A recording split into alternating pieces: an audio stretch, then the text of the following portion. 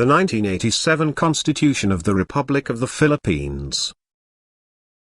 Article 15. The family. Section 1. The state recognizes the Filipino family as the foundation of the nation. Accordingly, it shall strengthen its solidarity and actively promote its total development. Section 2. Marriage, as an inviolable social institution, is the foundation of the family and shall be protected by the state. Section 3. The state shall defend 1. The right of spouses to found a family in accordance with their religious convictions and the demands of responsible parenthood. 2. The right of children to assistance, including proper care and nutrition, and special protection from all forms of neglect, abuse, cruelty, exploitation, and other conditions prejudicial to their development.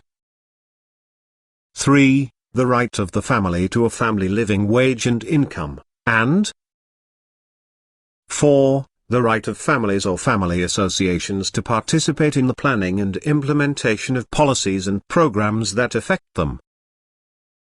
Section 4. The family has the duty to care for its elderly members, but the state may also do so through just programs of social security. Article 16. General Provisions. Section 1.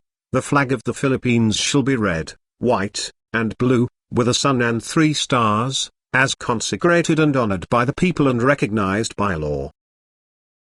Section 2. The Congress may, by law, adopt a new name for the country, a national anthem, or a national seal, which shall all be truly reflective and symbolic of the ideals, history, and traditions of the people. Such law shall take effect only upon its ratification by the people in a national referendum. Section 3. The state may not be sued without its consent.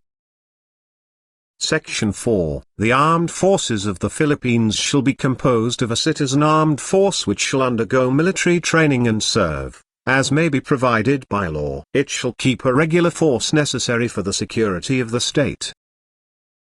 Section 5. 1. All members of the armed forces shall take an oath or affirmation to uphold and defend this Constitution. 2. The state shall strengthen the patriotic spirit and nationalist consciousness of the military, and respect for people's rights in the performance of their duty. 3. Professionalism in the armed forces and adequate remuneration and benefits of its members shall be a prime concern of the state. The armed forces shall be insulated from partisan politics. No member of the military shall engage directly or indirectly in any partisan political activity, except to vote. 4. No member of the armed forces in the active service shall, at any time, be appointed or designated in any capacity to a civilian position in the government, including government-owned or controlled corporations or any of their subsidiaries. 5. Laws on retirement of military officers shall not allow extension of their service. 6. The officers and men of the regular force of the armed forces shall be recruited proportionately from all provinces and cities as far as practicable. 7. The tour of duty of the Chief of Staff of the Armed Forces shall not exceed 3 years. However, in times of war or other national emergency declared by the Congress, the President may extend such tour of duty. Section 6. The state shall establish and maintain one police force, which shall be national in scope and civilian in character, to be administered and controlled by a National Police Commission. The authority of local executives over the police units in their jurisdiction shall be provided by law. Section 7. The state shall provide immediate and adequate care, benefits, and other forms of assistance to war veterans and veterans of military campaigns, their surviving spouses and orphans. Funds shall be provided therefor and due consideration shall be given them in the disposition of agricultural lands of the public domain and, in appropriate cases, in the utilization of natural resources. Section 8. The state shall, from time to time, review to upgrade the pensions and other benefits due to retirees of both the government and the private sectors.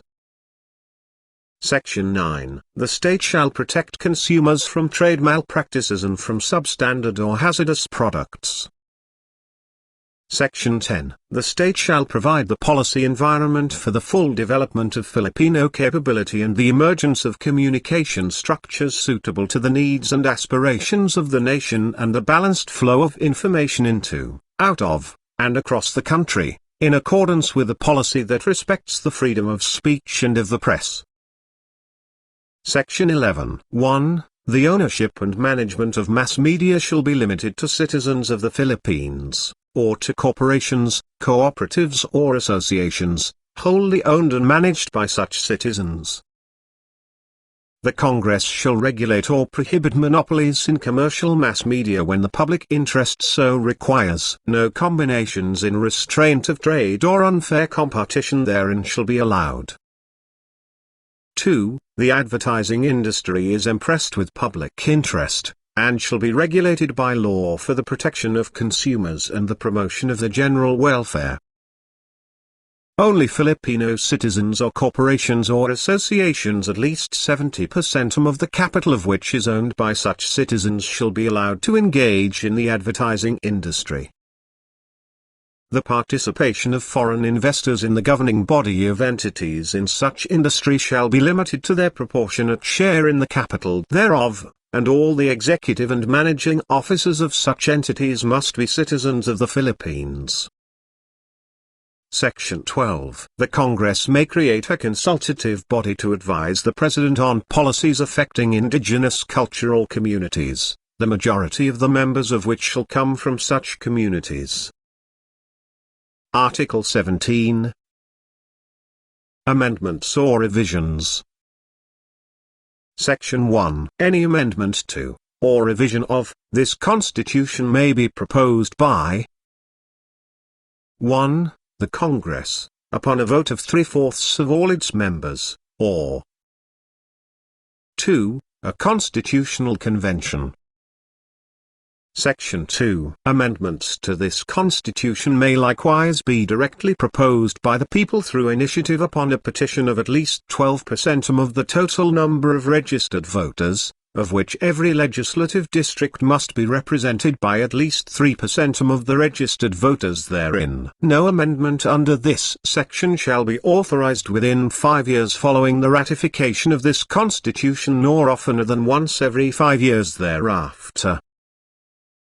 The Congress shall provide for the implementation of the exercise of this right. Section 3. The Congress may, by a vote of 2/3 of all its members, call a constitutional convention, or by a majority vote of all its members, submit to the electorate the question of calling such a convention. Section 4. Any amendment to, or revision of, this Constitution under Section 1 hereof shall be valid when ratified by a majority of the votes cast in a plebiscite, which shall be held not earlier than 60 days nor later than 90 days after the approval of such amendment or revision. Any amendment under Section 2 hereof shall be valid when ratified by a majority of the votes cast in a plebiscite, which shall be held not earlier than 60 days nor later than 90 days after the certification by the Commission on Elections of the sufficiency of the petition.